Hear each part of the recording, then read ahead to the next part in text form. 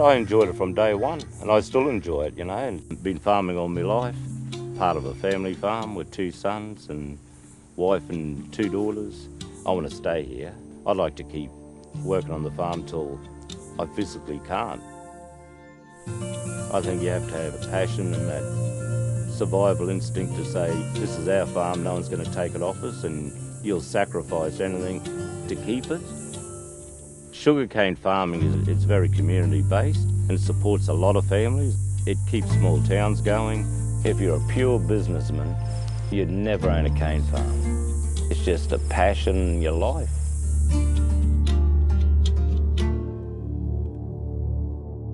The problem never started off as a problem we thought that there was. We were told about the problem. That reef is it's a nice piece of work out there, and no one wants to see it destroyed. But the perception was we were destroying it almost intentionally, and that's the point I didn't like. It was high rainfall events, washing nutrients and chemicals, and rather than stay on the farm, we're leaving it via the water and ending up in creeks and then out into the ocean. If stuff that runs off our farm is affecting the reef, we need to do what we can to reduce it. And that's the idea of the group, to get proactive and show what can be done, and hopefully that'll lead to change within the industry.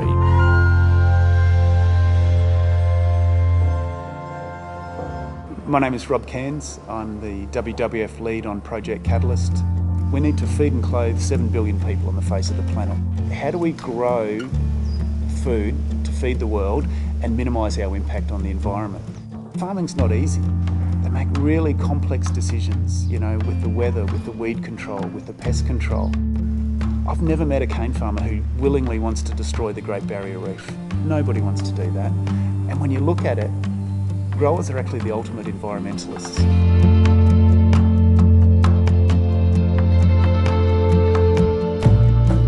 There's no point when we go broke and lose our farm. That's not a good outcome. That's not a good outcome for anybody. And we've got no desire to push practices that send people broke. The trick is, how do we do it in a way that's economic, that's sustainable, that's good for everybody? That's true. We can't work together. It's just going to be one fighting the other forever, So I think there's more that can be done by talking. People like Jerry really inspire me. They make me believe that we can save the Great Barrier Reef. There's actually no driver for Jerry to get involved in this. There's no premium for his product at the end of the day. He does it because he thinks that it's good for his farm. He does it because he thinks it's good for his family. And he does it because he thinks it's good for the environment as well.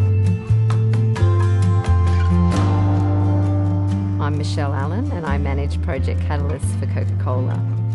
I think one of my favourite things about this project is that the growers lead it, and we're providing the financial support for them to speed the adoption of innovative practices, but they're the ones that are coming up with the ideas, they're the ones that are leading the project, and that is something very special. Yeah, Coca-Cola's obviously got a real interest obviously in sugarcane as a raw product, but also because I've got this global desire to replenish.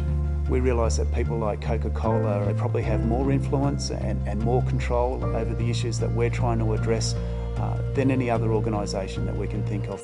I think Coca-Cola sees itself as they've got a big place in the community, and I think they're just being a good citizen, I think. WWF can't do this by ourselves. Cane farmers can't do this by themselves.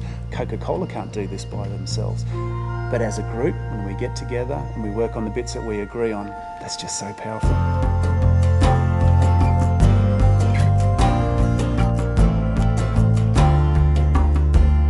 I've been involved in a lot of programs. This is honestly one of the ones that I think is going to be game-changing. When I'm 80 years old and sitting on a veranda thinking, what did I do good in my life? Project Catalyst is it. Until I started with this, the WWF was always seen as the absolute enemy to farmers. It seems to be, alliances between the WWF and farmers springing up everywhere. I think in the future, if you're not aware of the environment, you're not going to be able to farm. It's not so much a business, it's a way of life. I think my father would be very proud of what you know, we're doing here in the farm, and he'd love the fact that another generation's coming to the farm and keeping the name going, and he'd be very proud of it, I think.